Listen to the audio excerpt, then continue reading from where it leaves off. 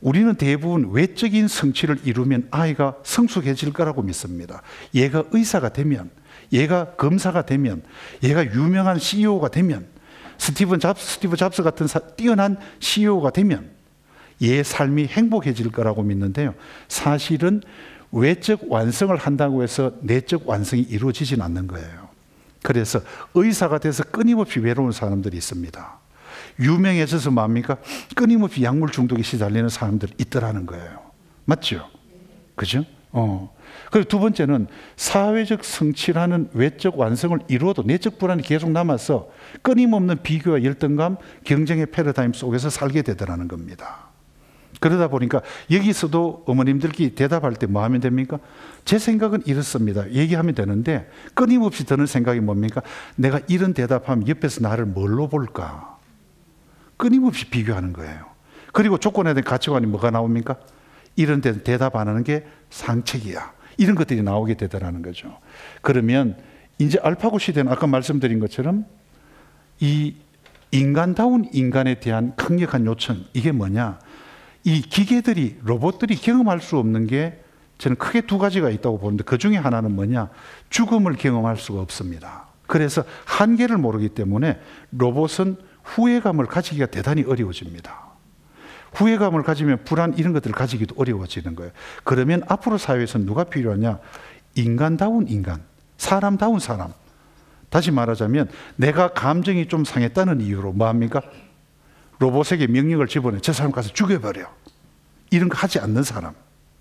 내가 진짜 극단적으로 화가 나도 뭐 할 수 있어야 되는 사람? 저 사람의 입장을 배려하고 공감해 볼 수 있는 사람. 이런 데에 대한 이 요청이 엄청나게 높아질 거라는 겁니다. 이해되죠? 그래서 이러한 질문에 대답하는 인성을 우리가 키워야 되는데 그동안 인성교육이 어떻게 변해왔느냐? 사실은요. 첫 일기는 보면 대부분 도덕교육이었어요. 법을 이래 지켜야 된다, 질서는 지켜야 된다, 선생님에 대한 예의는 이렇다, 손 모으고 공수 경례 시작, 이런 것, 주로 이런 것들을 시켰습니다. 2기는 뭐냐면 덕목교육이었어요. 얘들한테 뭐를 가르쳐야 되느냐? 그러면 뭡니까? 예를 들어서 얘한테는 준법정신, 얘한테는 뭐 예를 들면 책임감, 이런 식으로 이걸 키워줘 이래야 될 겁니다. 그게 덕목교육이었어요. 근데 최근에는 이게 어떻게 바뀌었는가 하면 역량교육으로 바뀌었습니다. 이 아이가 인생을 사는데 뭐 필요할까? 봤더니 뭐가 필요합니까? 공감하는 역량이 필요하고, 배려하는 역량이 필요하고, 소통할 수 있는 역량이 있어야 되고, 협력할 줄 알아야 되고, 이런 이제 5대 뭡니까? 역량을 선정해서 이런 걸 이제 가르치는 이런 시점까지 와 있는 겁니다. 그런데 이 세 가지 인성 교육의 공통적인 문제점이 뭐냐 하면 전부 다 결핍 모델에 근거하고 있는 거예요. 무슨 얘기냐? 얘는 책임감이 낮아. 얘는 준법 정신이 낮아. 그러니까 뭘 가르쳐야 돼? 외부에서 얘는 책임감을, 얘는 준법 정신을 가르쳐야 된다고 믿는 이런 식의 인성 교육이 지금까지 해왔던 겁니다. 그런데 이런 인성 교육의 가장 큰 문제는 뭐냐?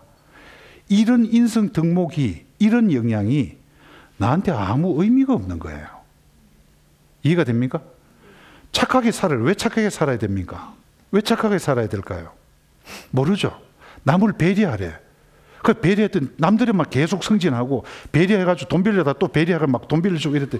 나는 거지가 되어 있는데 딴 사람 다 부자가 됐대. 나는 왜 배려해야 되나 물으면 어떡하시겠습니까?